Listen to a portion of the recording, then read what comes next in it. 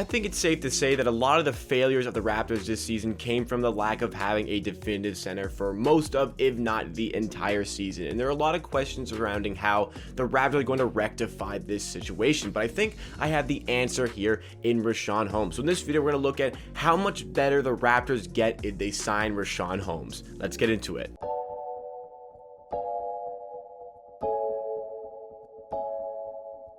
Welcome NBA and Raptors fans to Amateur Hour Sports. This is the channel where you get NBA content with a focus on the Toronto Raptors at least 4 days a week. That is Monday, Wednesday, Friday, and Saturday. Today is your Monday episode where we are breaking down Richaun Holmes' free agency and how the Raptors can land this player. So if you like what you see from today's video and you want more of myself talking about the Raptors and the rest of the NBA in videos and content just like this, make sure to hit that subscribe button down below to show support to the channel. We're getting so close to 4,000 subscribers. You can help us get there by subscribing. But let's get down to business. Today we're talking about, again, Richaun Holmes, his free agency situation, the Raptors needing a center, and why not go after a guy like Richaun Holmes in this free agency. A bit of a different spin on content today. We've been talking a lot about the draft, but let's switch it up a bit and go into those free agent conversations, how the Raptors are going to make themselves better beyond the draft. Because sure, the draft is going to be great, and I think that the Raptors are going to end up with either Jalen Suggs or Evan Mobley. Now, I really think that it's going to be Jalen Suggs, but there's a possibility of Evan Mobley coming into the Raptors, in which case this video is irrelevant, because if we get Evan Mobley, obviously we won't sign Richaun Holmes. But I think that, and I think very confidently, Jalen Suggs is going to be the player that falls to the 4 position. The Raptors will draft Jalen Suggs in this position, and we will still need a center, because we had Aaron Baines over the course of this season.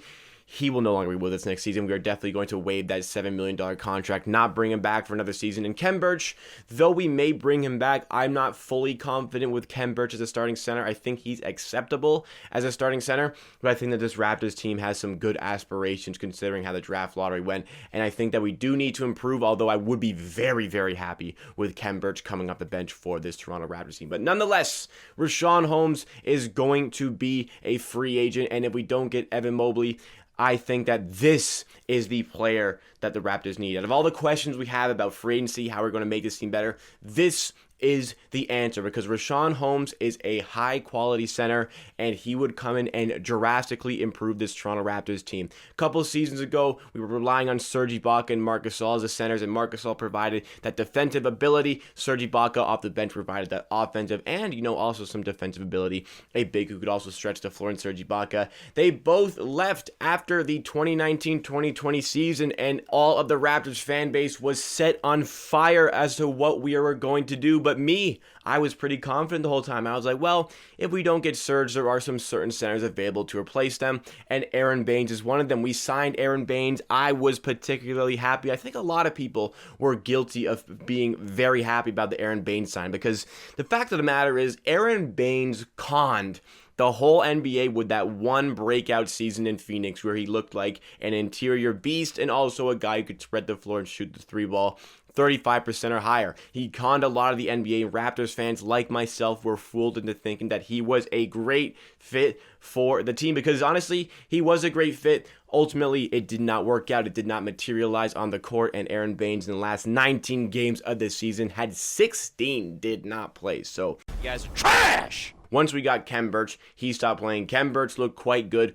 but again, I will say we do need to do a little bit better. So let's break down Richaun Holmes over the course of this video. We're going to talk about his stats from last season, kind of his upbringing through the NBA, what he can offer, his age, and his potential with the Toronto Raptors. So let's get started with those stats from last season. Richaun Holmes put up over 14 points per game last season with a nice 8.3 rebounds per game. Those rebounds could be a little bit higher, but he's a slightly undersized center, 6'10". He's got a good wingspan, but you like to have those 6'11", 7-footers playing that position. He's just not quite that. So a little bit down the rebounds, but that is a-okay. It's a lot better than Aaron Baines, that's for damn sure. One thing that pops out to me, it pops out to everybody if you look at this. His field goal percentage is very, very good. A 63.7 field goal percentage, and his free throw percentage quite shockingly high for a center, almost 80%, just under. This equates to a 63.8 effective field goal percentage, and as it comes to centers in the NBA,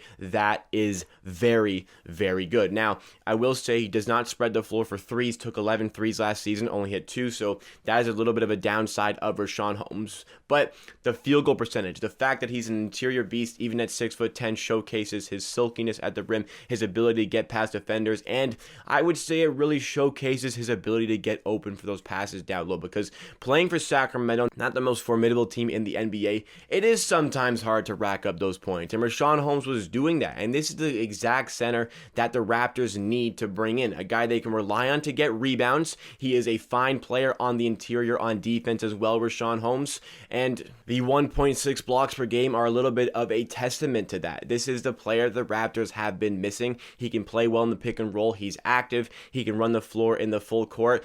Just honestly, we need somebody who we can rely on in the paint on both ends of the court. You can clearly rely on this guy, both ends of the court, specifically the offensive end of the court, to get himself open, to get himself in good positions, and when the chance comes, he can put the ball in the damn basket, because watching Aaron Baines all season, we didn't have that guy we could consistently rely on both ends of the court. Was a little bit slow on defense, especially when you go out the perimeter. That won't be as big of a problem with Richaun Holmes. And on offense, it really did seem like sometimes when Aaron Baines was trying to hit a layup that he wouldn't even look at the rim. It would just be a blind heave with his left or right, and sometimes it went in, but a lot of the times it didn't. Richaun Holmes a lot more calculated on the interior. This is a solid player hitting free agency this season. Now, the problem with this, he's hitting free agency. That's a good thing. Sacramento don't really have the resources to bring him back, nor will Richaun Holmes probably want to go back to Sacramento Kings. The fact is, Sacramento, when they gave him that 2-year, $10 million contract a couple seasons ago,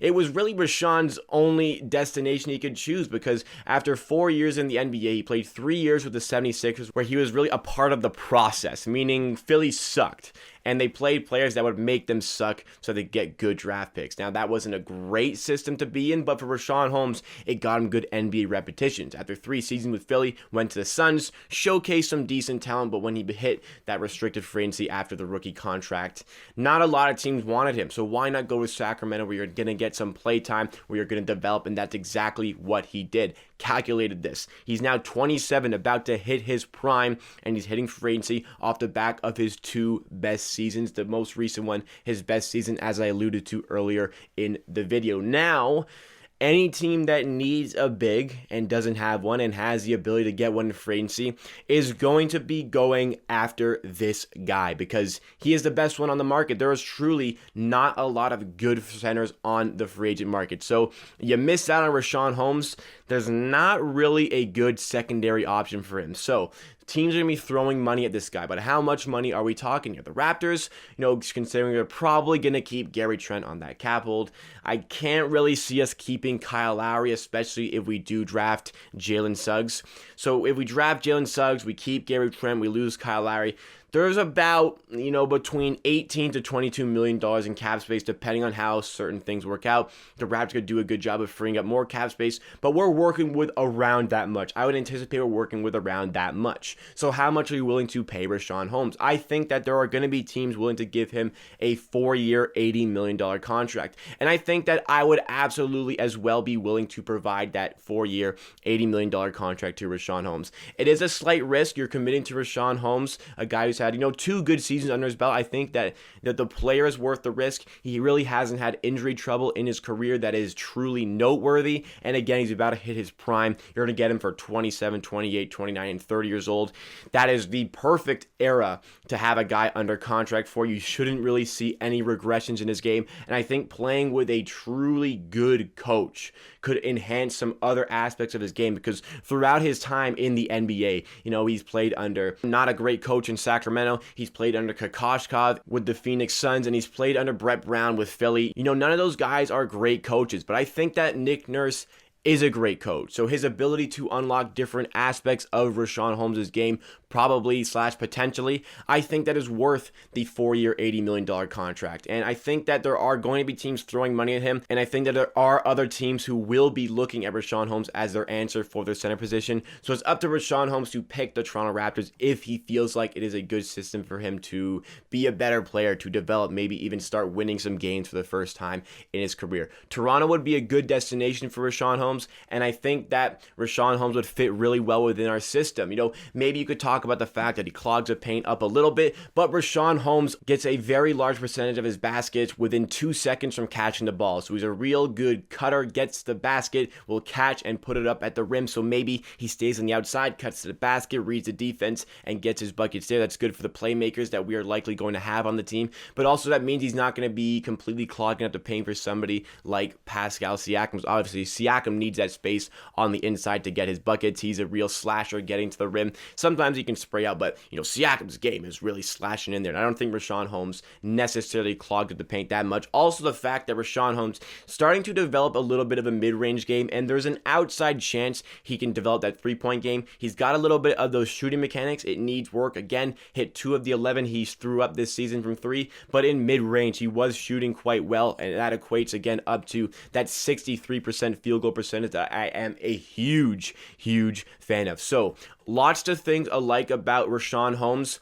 Not a lot of things that you don't like about this player. The one thing you got to ask yourself is if you want to commit that much money to that position for that extended period of time. And I think that looking at it right now, if the Raptors end up with a guard, whether it be Jalen Green or Jalen Suggs from the draft, Richaun Holmes is a player worth throwing that money at. He is absolutely worth getting that to complete the starting lineup. Just imagine a starting lineup. Fred VanVleet, Jalen Suggs, OG Anunoby, Pascal Siakam, Richaun Holmes. You get Boucher coming off the bench in that 6-man role. Maybe you got Kem Birch on the bench. You've got Gary Trent Jr. on the bench. Malachi Flynn, Jalen Harris, Yuta Watanabe, maybe DeAndre Bembry.